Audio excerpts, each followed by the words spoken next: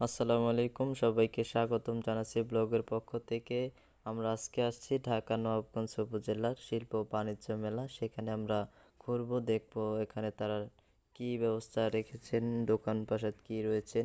এখানে কিন্তু যে লাইটিংয়ের ব্যবস্থা রয়েছে, লাইটিংটা কিন্তু আমার কাছে বেশ চমৎকার লেগেছেন। মরিচাবাতি দিয়ে সাজিয়েছেন প্রথমে ঢোকার রাস্তাটা। তারপরে এখানে আমরা রণ ইভেন্ট ম্যানেজমেন্টের যে ব্যবস্থাপনা রয়েছেন তারা গেটটা কিন্তু চমৎকারভাবে ডেকোরেশন করেছেন, আমরা এখানে কিন্তু দেখতে পাচ্ছি।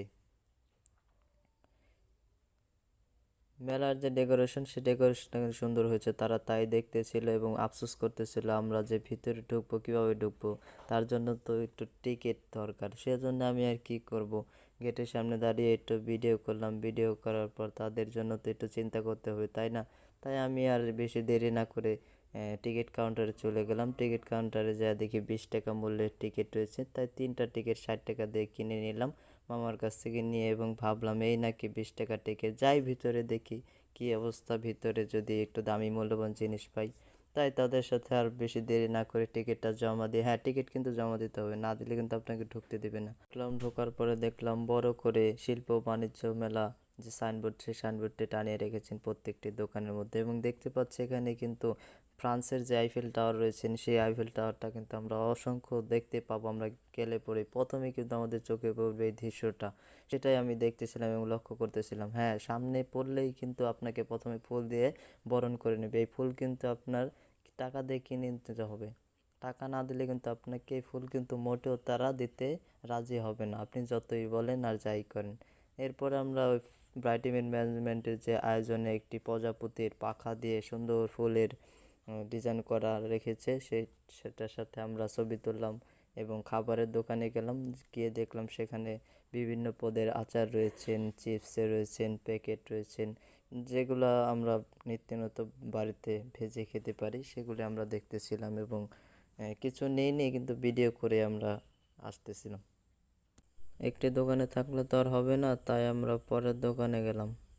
পরে আর কি একটি টেডির দোকানে গেলাম, গিয়ে দেখলাম এখানে 100 টাকা দামে টেডি বিক্রি করতেছে তারা 150 টাকা দিয়ে। আমরা আর এটা নিলাম না, বেশি দামে নিয়ে আর কি লাভ হবে।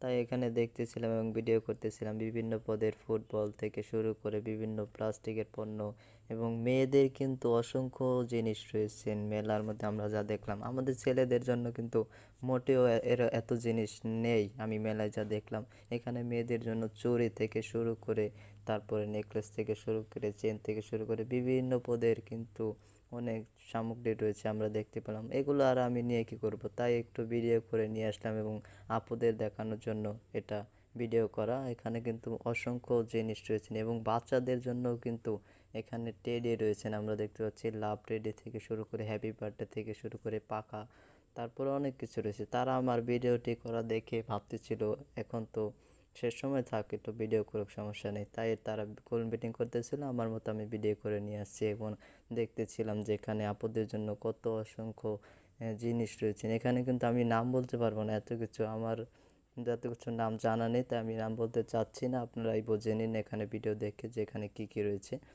এবং তারপরেই আমরা আর কি করব, তারা তো এখানে ব্যস্ত, চলে গেলাম অন্য দোকানে, এবং এত কিছুর কিন্তু বর্ণনা দেওয়া মোটেও কিন্তু আমাদের পক্ষে সম্ভব না।